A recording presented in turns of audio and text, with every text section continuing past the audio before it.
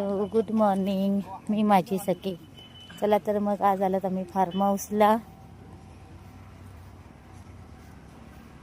हे आमच्या फार्म हाऊसचं वातावरण बघा, रस्ता बघा पहिला कसा आहे. हे आमच्या फार्म हाऊसचा रस्ता आहे. दम लागतो चालताना. ॲक्च्युली गाडीवर पण येते, पण आम्ही गाडी खाली रस्त्यालाच लावतो, कारण तेवढंच चालणं होतं ना.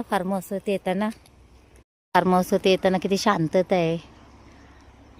हे छान असं आंब्याचं झाड आणि पक्ष्यांचा आवाज बघ किती सुंदर येतो.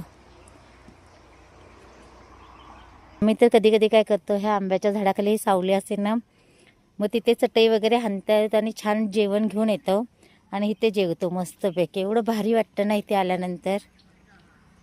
अरे वा, शेंगा, शेकट्याच्या शेंगा. शेकट्याच्या गावठी, प्युअर गावठी. हो ना. मस्त. हे आम्ही इकडे येता गावाकडची लोक कशी शेंगा विकतात ना, मग मार्केटपेक्षा कमी रेटने ह्या शेंगा विकलेल्या असतात. मग आम्ही ह्या 2 जुड्या घेतल्या शेंगांच्या. हे चिकूचं झाड आहे. हे आता 3-4 वर्ष झाले तरी तेवढंच आहे. दरवेळेला काय येतात, अशी छोटी छोटी फुलं येतात आणि मग सुकून गळून जातात. काही कळतच नाही आहे. ॲक्च्युली आम्ही काय एवढं असं काय माहीत नाही फवारणीचं वगैरे आम्हाला, किंवा खतचं वगैरे. तरी पण आम्ही वर्षातून एकदा खत टाकतात.